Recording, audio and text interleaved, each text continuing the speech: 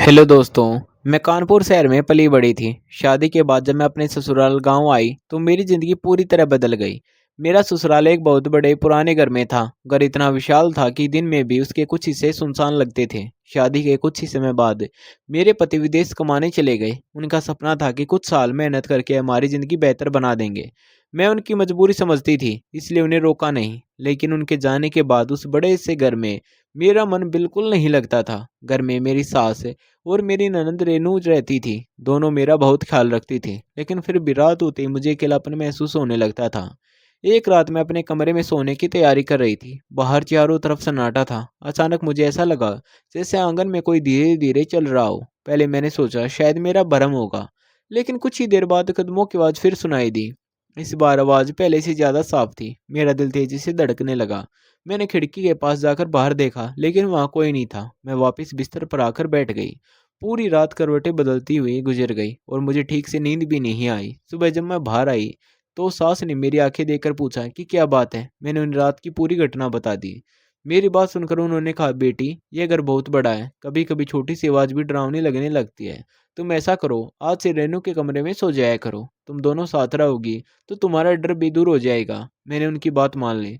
शाम को जब रेनू कॉलेज से लौटी तो मैंने उसे सारी बात बताई। वह कुछ पल चुप रही और फिर बोली, भाभी मैं रात देर तक पढ़ाई करती हूँ, कमरे की लाइट भी जलती रहती है, आपको परेशानी होगी। मैंने मुस्कुराकर कहा, मुझे कोई परेशानी नहीं होगी, अकेले कमरे में डर लगता है, इसलिए मैं तुम्हारे साथ रहना चाहती हूँ।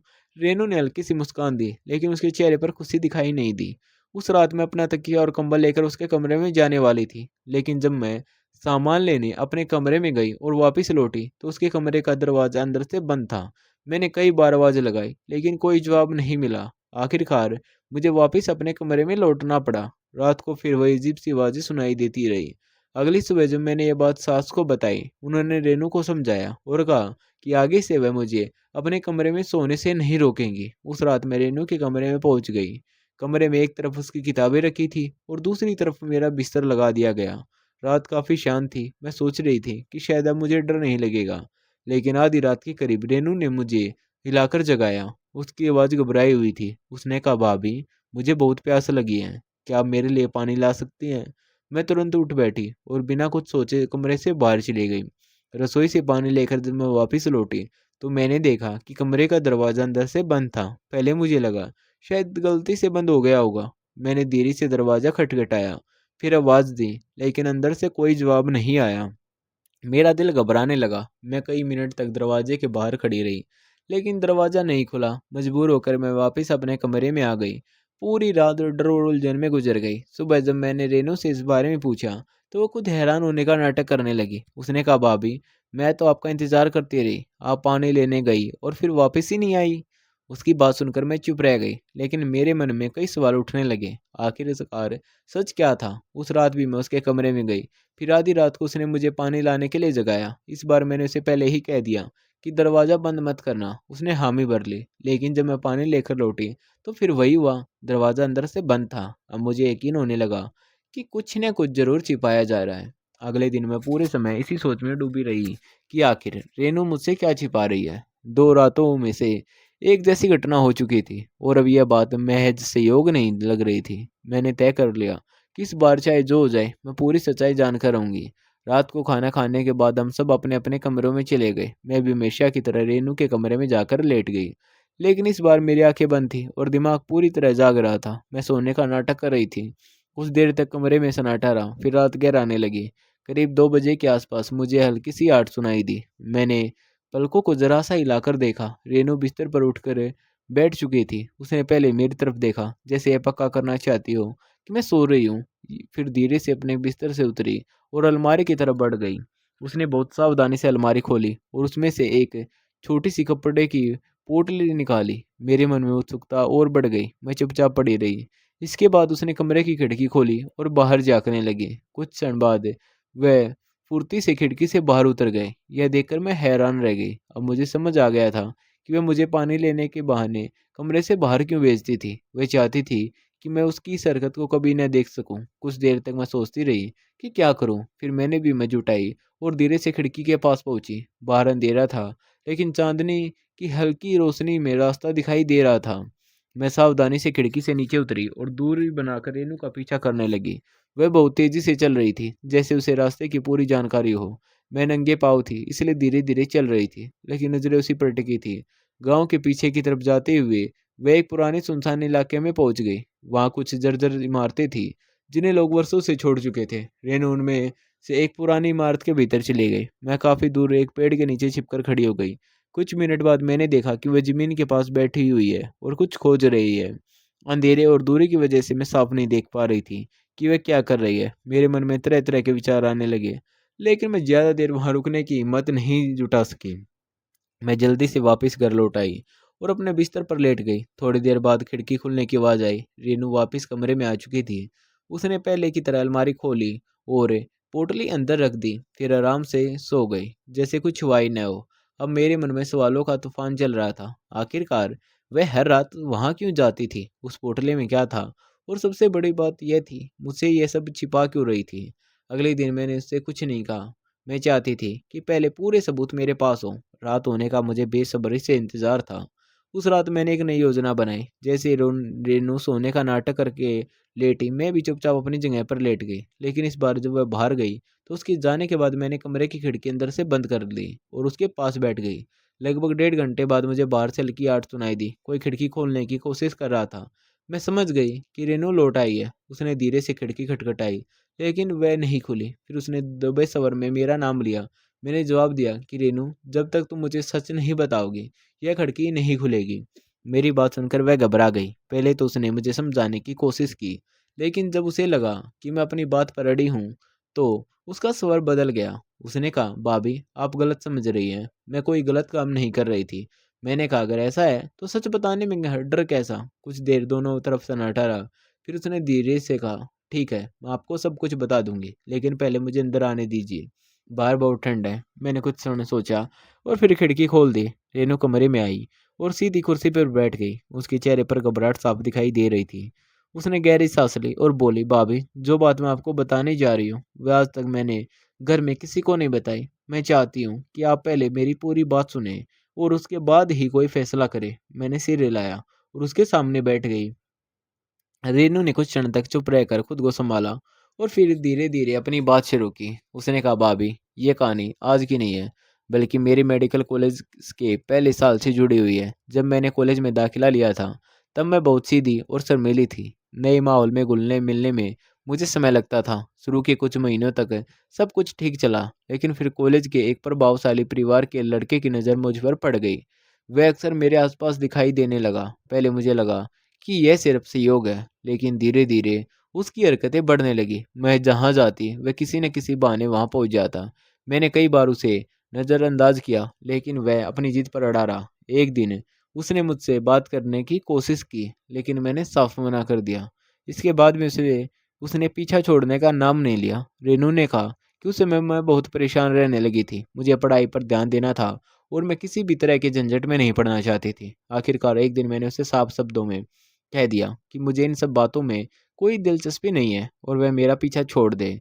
कुछ दिनों तक वह शांत रहा, लेकिन फिर उसने मुझे एक सार्वजनिक जगह पर मिलने के लिए कहा। उसका कहना था कि वह सिर्फ एक बार अपनी बात कहना चाहता है और उसके बाद मुझे कभी परेशान नहीं करेगा। मैंने बहुत सोच विचार किया। मुझे लगा कि अगर एक बार उससे बात कर लूं तो शायद हमेशा के लिए मामला खत्म हो जाएगा। तय समय पर मैं वहां पहुंची, लेकिन मुझे जल्द ही एहसास हो गया कि मैंने गलती कर दी है। वहाँ का माहौल वैसा नहीं था जैसे उसने बताया था। मैं तुरंत वहाँ से निकलना चाहती थी।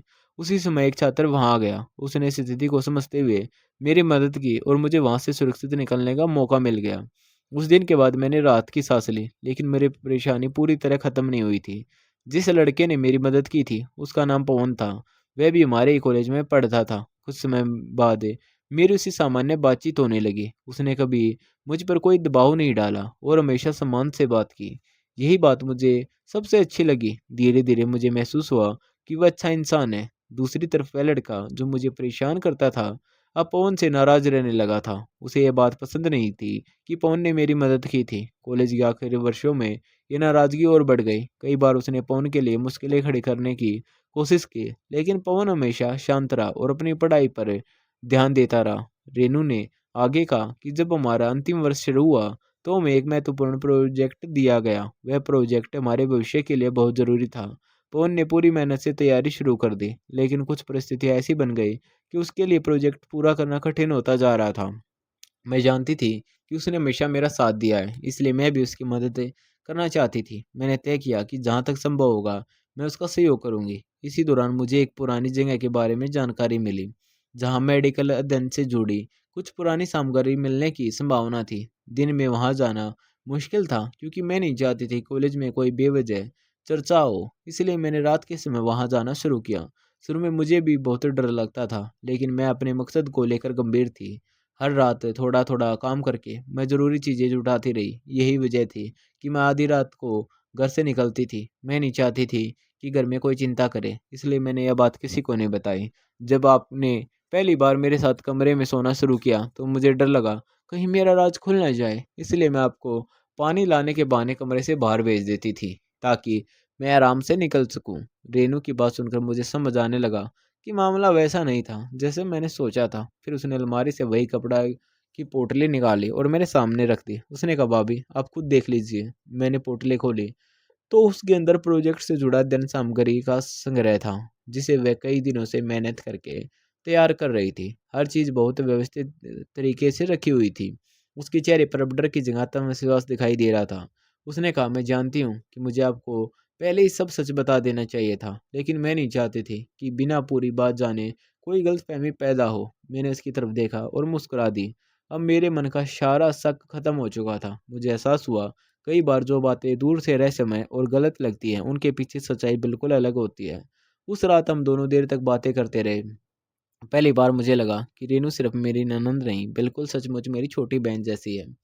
अगली सुबह जब मेरी आँख खुली, तो मेरे मन का सारा शक खत्म हो चुका था। अब मुझे समझ आ गया था कि रेनू किसी गलत काम में नहीं थी, बल्कि अपनी पढ़ाई और अपने प्रोजेक्ट के लिए मेहनत कर रही थी। मैंने यह बात घर में किसी को नहीं बताई। रेनू भी मेरी तरफ देख रही थी, जैसे उसे डर हो कि कहीं मैं सब कुछ अम्मा जी को न बता दूं। लेकिन मैंने उसे भरोसा दिलाया कि उसका राज मेरे पास सुरक्षित है। इसके बाद कई दिन शांति से गुजर गए।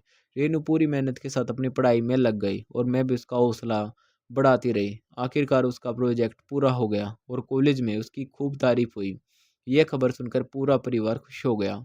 अम्मा जी की आंखों में खुशी के आंसू आ गए और मुझे भी ऐसा लगा जैसे मेरी अपनी छोटी बहन ने कोई बड़ी कामयाबी हासिल कर ली हो। पढ़ाई पूरी होने के बाद मैंने महसूस किया कि रेनू और पवन एक दूसरे को बहुत सम्मान करते हैं। दोनों ने कभी अपनी भावनाओं का दिखावा नहीं किया, लेकिन उनके व्यवहार से साफ पता चलता था कि वे एक दूसरे को पसंद करते हैं। एक दिन मैंने रेनू से खुलकर बात की, तो उसने मुस्कुराते हुए स्वीकार कर लिया कि उसके दिल में पवन के लिए खास जगह है। मैंने अम्मा जी को इस बात इस बारे में बात की। जब उन्हें पवन के बारे में सब कुछ पता चला, तो उन्हें भी ये रिश्ता पसंद आ गया। कुछ समय बाद दोनों परिवारों की मुलाकात हुई और रिश्ता तय हो गया। जिस दिन रेनू और पवन की सगाई हुई, उस दिन उसकी खुशी देखने लायक थी। मुझे बार बार वह रात याद आ रही थी जब मैं उसके पीछे पीछे अंधेरे रास्ते पर गई थी और उसके बारे में गलत सोच बैठी थी। कुछ महीनों बाद दोनों की शादी धूमधाम से हुई। रेनू दुल्हन बनकर बहुत खुश लग रही थी। शादी के बाद दोनों ने अपने करियर पर ध्यान दिया और मेहनत से आगे बढ़ते हुए गए। समय बीतता गया और दोनों अपनी ज़िंदगी में सफल होते चले गए। आज जब मैं उन दिनों को याद करती हूँ, तो एक बात ज़रूर समझ आती है कि हर राज के पीछे कोई गलत कहानी नहीं होती। कई बार जिन बातों को हम गलत समझ लेते हैं, उनके पीछे मेहनत, त्याग और सच्चे इरादे छिपे होते हैं। उस रात अगर मैं जल्दबाजी में कोई फैसला कर लेती, तो शायद कभी सच्चाई जान ही नहीं पाती। इसलिए किसी के बारे में पूरी बात जाने बिना राय नहीं बनानी चाहिए, क्योंकि कई बार सच्चाई हमारी सोच से कहीं ज़्यादा अच्छी निकलती है। धन्यवाद दोस्तों, स्वस्थ रहें, खुश रहें और आपको हमारी कहानी कैसी लगी, ये हमें कमेंट करके ज़रूर बताएं। और आप हमारे चैनल पर नए हैं, तो चैनल को सब्सक्राइब करना न भूलें। धन्यवाद दोस्तों, फिर मिलते हैं एक नई कहानी।